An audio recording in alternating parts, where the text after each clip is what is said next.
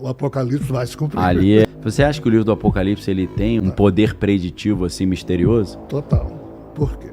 Porque qual é o problema da profecia? A profecia, os estudiosos dizem que as profecias elas predispõem, mas não necessariamente impõem. Sim, mas na hora que você lê o capítulo 17, 18 e 19 do Apocalipse, em que você diz, em que você vê o anjo dizendo, caiu a Babilônia. O fato é que o cristianismo primitivo, os primeiros séculos do cristianismo, ninguém pode carimbar com certeza muita coisa. Aí cada um tem sua fé, cada um tem sua opinião, cada um tem sua... Né? Sim, mas assim, a gente não pode negar que no Antigo Testamento, e aí não tem nada a ver com o cristianismo, já havia essa figura do Messias que viria, né? O Mashiach. Foi anunciado, pré-anunciado por vários Isaías profetas. Falava sobre, o próprio Moisés falava, no futuro Deus vai andar entre nós assim como um homem e tal, né? O próprio Ciro, né, o rei da Pérsia é chamado de Messias também. Nabucodonosor foi, antes de Ciro. Sim. Porque quando os reinos de Israel e Judá, em 922 a.C., houve o cisma, né? Quando Roboão, filho de Salomão, se tornou rei, desandou tudo. Aí durante os outros aí ficaram 10 tribos no norte e 2 tribos no sul, que é Judá e Benjamim. Reino de Judá. Né? O Império Assírio atacou essa turma toda. A turma do norte foi dizimada rápido. Dizimou a turma do norte, a turma do sul. Surgiram os samaritanos, né? Que são os mestiços. A turma do sul continuou a sobreviver como rei de Judá. Exato. Em 586, quando Nabucodonosor dominou o reino de Judá, ele foi chamado, foi tido como Messias. Sim. Aí levou os judeus para o cativeiro da Babilônia. 70 anos. Aí Ciro liberou para... Ciro foi chamado de Messias. Então, assim... E aí, por isso, Trump hoje é chamado de Ciro, né? Porque ele está... Pelo pessoal do QAnon. Isso. Que ele está ajudando Israel, né? Levando a capital para a embaixada americana para Jerusalém e tal. Pois é. Então, assim, tem doido para acreditar em tudo. Tem doido para chamar as coisas com o nome que quer. Então, sim. Como eu disse, na minha opinião, no ano 2026, esse tempo que a gente vive, a verdade não mais se impõe. Mas sabe uma dúvida que eu fiquei? Você citou o ano 1998. Você falou desde 1998. O que aconteceu em 1998? Não.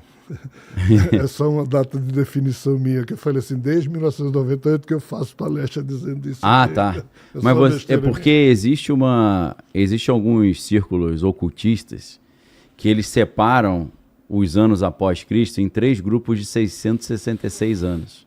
Então eles falam sobre a primeira era, a do ano 0 até 666, a segunda era, que é de 666 até 1332, e a terceira era, que é de 1332 até 1998. Eu achei que você estava se referindo a algo cósmico que teria acontecido em 98, não?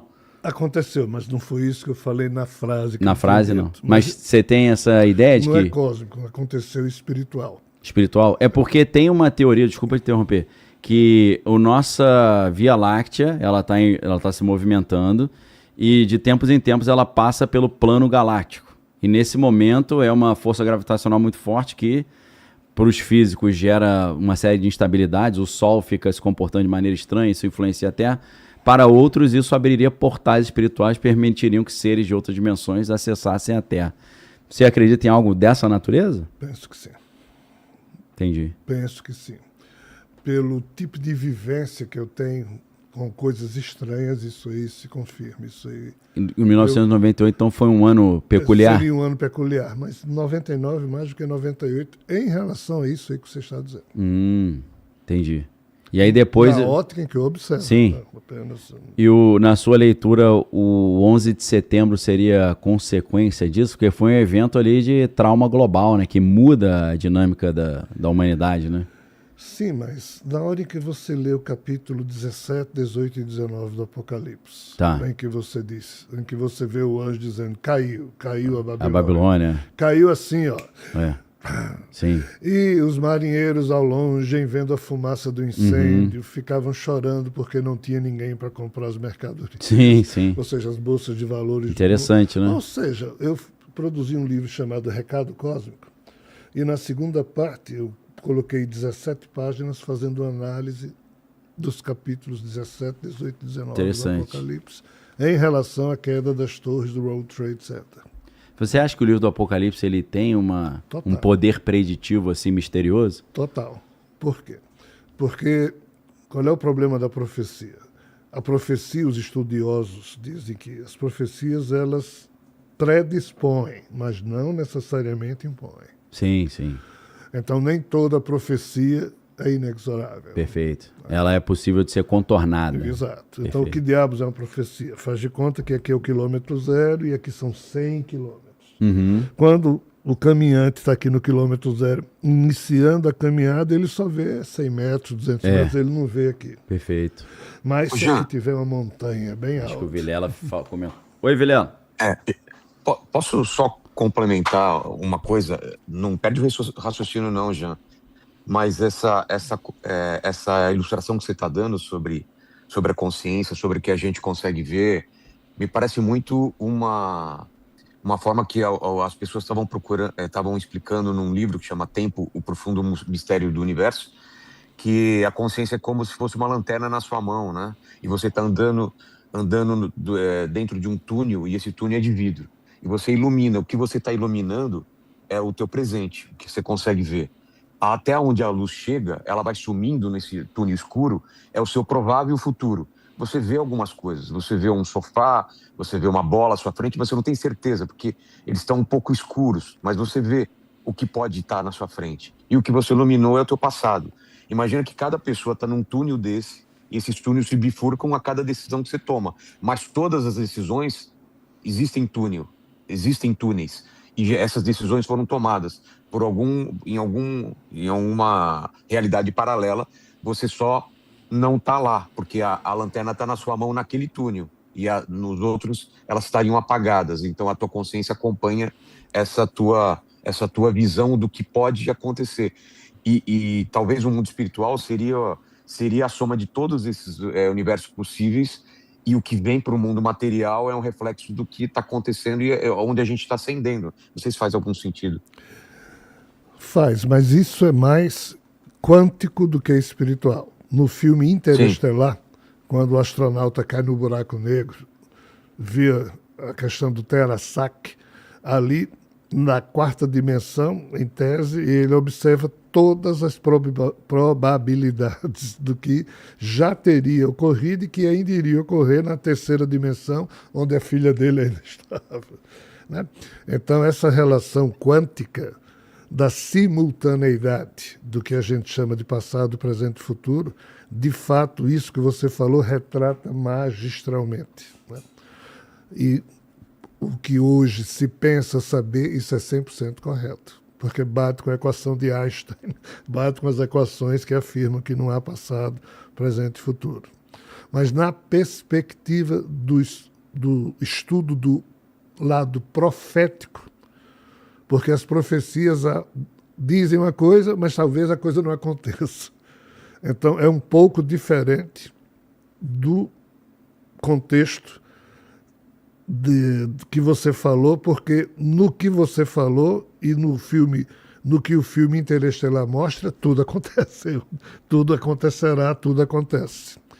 No campo profético, a questão é, as profecias predispõem, mas não impõem, ou seja, talvez não aconteça. Tem esse quê de diferente. Então, assim, esse monte, essa montanha aqui do lado da metáfora que eu estou usando, está aqui o caminho de 100 quilômetros, você só vê o primeiro quilômetro e aqui tem uma montanha e uma pessoa aqui em cima. Essa pessoa vê os 100 quilômetros. Então, João, aí aqui, atrás dessa pedra... Oi. Desculpa. Não, só a ligação, mas será que algumas profecias acontecem e umas não acontecem, mas será que ela não acontece em um outro plano, em um outro mundo? Você entendeu? É isso que eu quis dizer. Aí se a gente for olhar sob essa perspectiva, aí a gente teria que falar de algo extremamente complexo, que na linguagem sânscrita se chama Ahankara, que seria a coleção de todas as VRT, Vrits, que em sânscrito significa atividades mentais. Seriam as diferentes linhas possíveis, dos tempos possíveis, isso. Né? Aí tudo que for dimensão imaginária, tá certo? Da potencialidade de cada instante pode se bifurcar ou se potencializar em 1 milhão ou zilhão de opções, e cada opção dessa ser considerada um extrato de uma realidade distinta, aí a gente vai, entre aspas, para um assunto que foge a isso aqui, porque não é questão profética. Isso aí é questão de simultaneidade vibratória da energia que, em colapsando uma frequência mestre de uma faixa de realidade, simultaneamente cria as demais opções de acordo com a referência do observador.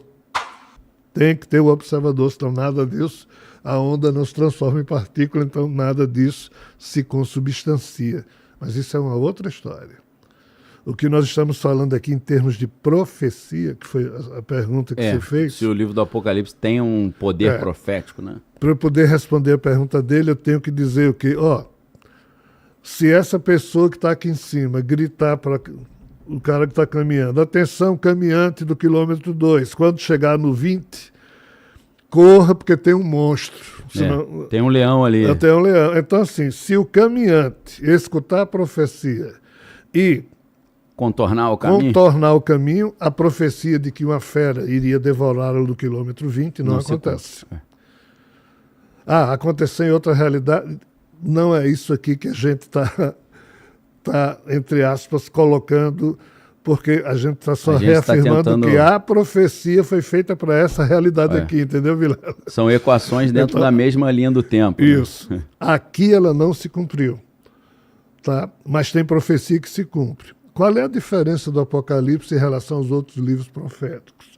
É porque a presunção do Apocalipse é só falar de profecias inexoráveis, ou seja, que vão acontecer de todo jeito.